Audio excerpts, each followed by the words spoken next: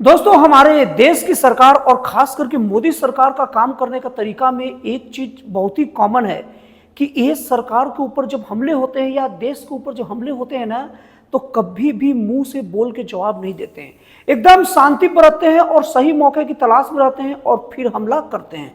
दोस्तों, इसको मैं इस बात को इस परिप्रेक्ष्य में देख रहा हूं कि अभी भारत में ऑपरेशन सिंदूर के समय तुर्की जो देश था वो पाकिस्तान को भारत से कोई दुश्मनी न होते हुए भी बहुत ही घातक ड्रोन भेजे, और वो ऐसे ड्रोन है ना जो साइप्रस और अर्मानिया दो देशों में तबाही मचा चुके हैं। अर्मानिया में जो तबाही अजरबैजान को जो अपने ड्रोन दिया था उससे मचा चुका है, और जो साइप्रस देश है उसमें खुद तुर्की वो तबाही मचाता है।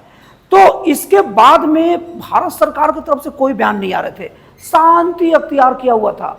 और चूंकि तुर्की ये बात जानता है कि भारत सरकार कुछ बोलेगा नहीं, करेगा तो जरूर, इसलिए तुर्की बहुत ज्यादा खौफ में शुरू से ही था और ये बहुत ज्यादा असमंजस में रहा भी है। अभी दोस्तों आप लोग को बता दूं कि तुर्की के इस हरकत के बाद में ना हमारे देश में तुर्की का आर्थिक विरोध तो जबरदस्त हुआ है। अभी पुणे के फल व्यापारी, हिमाचल प्रदेश के फल व्यापारी ने तुर्की से फल लेना मना कर दिया, या और यहाँ तक कि तुर्की का जो सेब रहता बहुत अच्छा रहता है, लेकिन लोग कहे कि रहने दे यार, मेरे को अपनी देश के ऊपर बम गिरवाकर हमारे देश के लोगों के खून के बदले में ना मुझे तुर्की का मीठा सेब नहीं खाना है। ये तो हो गया। सरकार ने भी तुर्की की जो सुरक्षा एजेंसी में जो काम करते उनको बर्खास्त किया, लेकिन बंबई हाई कोर्ट के दिमाग में क्या था, उसने वापस बहाल कर दिया उन्हें। अब ये सब चर्चा तो मैं बाद में करूंगा दोस्तों, बाद में कभी करेंगे। हम लोग का मुख्य चर्चा का विषय ये है ना कि तुर्की को भारत सरकार आगे कहां मजा चखाया। दोस्तों आप लोग को बता दूं कि तुर्की से ना एक देश की सीमा लगता है साइप्रस का, और दोस्तों तुर्की साइप्रस की जो बफर क्षेत्र है, बफर क्षेत्र का मतलब दोस्तों ऐसा क्षेत्र होता है ना जो कोई एक देश का ऐसा क्षेत्र आता है ना जहां पर सैनिकों का आना जाना बंद रहता है, मतलब वो क्षेत्र में कोई सैनिक जनरल नहीं जाएंगे, मतलब एकदम वीरान क्षेत्र रहता है। तो बफर क्षेत्र की पहाड़ियां जिस पर तुर्की ने ना 51 साल से कब्जा करके रखा था, और तुर्की दमखम के बल पर और अभी अपने ड्रोन के दम पर इस पर अच्छे से कब्जा करके रखा था। अब प्रधानमंत्री नरेंद्र मोदी जी ना साइप्रस का यात्रा पर चले गए और केवल साइप्रस की राजधानी निकोसिया तक ही सीमित नहीं रहे। और दोस्तों साइप्रस देश के जो राष्ट्रपति है ना निकोस क्रिस्टोडोलिडेस, उनके साथ में ना वो बफर क्षेत्र भी देखने गए।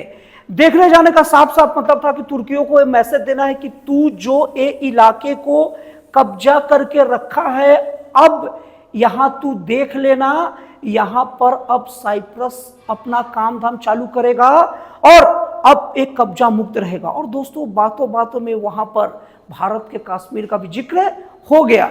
मतलब भारत जैसा अपना कश्मीर को अलग किया है ना, वैसे जो साइप्रस देश उस क्षेत्र को ऊपर कब्जा करेगा, वो तो कब्जा वापस लेगा तुर्की से जो 51 साल से अपने कब्जे में रखा है। अब मजे की बात बता रहा हूं, यहां पर एक तीर से दो शिकार नहीं, पता नहीं कितने शिकार ना मोदी जी तुर्की का कर दिए हैं। मैं आप लोग को समझा रहा हूं, आप लोग इसको जब ध्यान से सुनेंगे तो आपको समझ में आएगा कि क्या क्या चीज तुर्की के साथ हो गया है। सबसे पहली बात तो दोस्तों अक्सर मैं अपने पुराने वीडियो में बताता हूं और अभी बता रहा हूं, तुर्की का बिजनेस धंधा तो चौपट हुआ है भारत के साथ, लेकिन बिजनेस धंधा चौपट होने के साथ साथ तुर्की का मेन व्यवसाय अभी जो तुर्की का ड्रोन बेचने में है, और वो ड्रोन बहुत घातक माना जाता है और वो ड्रोन काम भी करता है। अजरबैजान अर्मानिया लड़ाई में वो ड्रोन बहुत काम किया और अजरबैजान की जीत का प्रमुख कारण वो ड्रोन ही थे।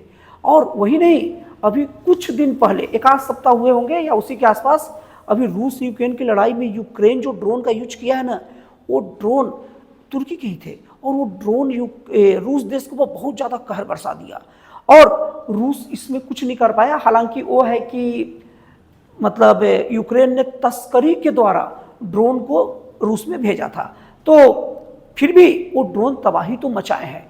अब ऐसे ड्रोन का काट, मतलब हर जगह वो जीत गए, लेकिन जहां जहां भारत का आकाश तीर सेट था, एक अर्मानिया में और खुद भारत देश में, तो दोनों जगह तुर्की के ड्रोन को हमारे भारत का आकाश तीर एयर डिफेंस सिस्टम निरस्त कर चुका है। अब दो जगह तो पास हो चुका है, अब साइप्रस को भी ना भारत सरकार आकाश तीर बेचेगा। अब आकाश तीर का खासियत सुन लीजिए, आकाश तीर बहुत सस्ता है दोस्तों। आकाश तीर इतना सस्ता, उसका अंदाजा इस बात से लगा सकते हैं ना कि सूडान जैसे देश भी आकाश तीर को खरीद सकते हैं। दोस्तों आप लोगों को मैं बता दूं कि हम लोग का जो डिफेंस सिस्टम होता है हम लोग का या किसी भी देश का, वो देश के लिए बहुत जरूरी होता है। और जो थोड़ा अमीर देश होते हैं ना वो तो डिफेंस सिस्टम ले लेते हैं, लेकिन जो बेचारे गरीब देश होते हैं जैसे कि सूडान हो गया और इस टाइप का और भी देश हैं, वो क्या है ना कि वो डिफेंस सिस्टम खरीद नहीं पाते, बहुत महंगा पड़ता है, इसलिए वो दूसरे देश के डिफेंस सिस्टम का यूज करते हैं। अब चूंकि वो देश इनको डिफेंस सिस्टम देता है ना, तो बहुत ही अनैतिक तरीके से इन देश के अंदर बहुत सारे बहुमूल्य संसाधनों को दोहन कर देता है और डर दिखाता है कि अगर तुम नहीं दोगे तो फिर मैं डिफेंस सिस्टम हटा दूंगा। तो वो देश अपनी रक्षा के लिए ना बहुत महंगा सौदा करना पड़ता है। लेकिन आकाश तीर एक ऐसा डिफेंस सिस्टम है ना जो बहुत सस्ता है, इसलिए सब देश सस्ते देश इसको खरीद सकते हैं। आकाश तीर के साथ ना एक अच्छा चीज ये है ना कि आकाश तीर सस्ता होने के साथ साथ कारगर भी है। अब देखिए रूस जैसे देश को भी समस्या का सामना करना पड़ा। अब जो महंगे जो चीजें खरीद सकते हैं डिफेंस सिस्टम, उन देशों के दिमाग में भी ये बात आ रहा है कि सस्ता महंगा सेकेंडरी चीज है, देश की सुरक्षा के साथ खिलवाड़ नहीं कर सकते। तो अब वो देश जो डेवलप्ड हैं, पैसे वाले हैं, वो देश भी आकाश सिस्टम खरीदने की बात कर रहे हैं। अब यहां से थोड़ा बात हटा के फिर से मैं साइप्रस के पास लेके आता हूं। अब साइप्रस को जब आकाश सिस्टम भारत बेचेगा ना, तो अब साइप्रस भी तुर्की के ड्रोनों का यूज करेगा और बहुत ही दक्षतापूर्वक करेगा। और भारतीय इंजीनियर केवल इंजीनियरिंग ही का कमाल नहीं जानते, वो जिनको वो बेचते हैं उनके इंजीनियर वहाँ के जो सैनिक हैं उनको ट्रेनिंग भी बहुत अच्छे तरीके से देते हैं, ट्रेन बहुत अच्छे से करते हैं, इसलिए वो भी उसको अच्छी तरीके से सदा यूज कर पाते हैं। तो इसके बाद अब तुर्की से ना, तुर्की के हाथ से 51 साल पुराना कब्जा भी निकलने वाला है। और दोस्तों आप लोग को बता दूं, साइप्रस का यात्रा 23 साल बाद किसी प्रधानमंत्री ने किया है।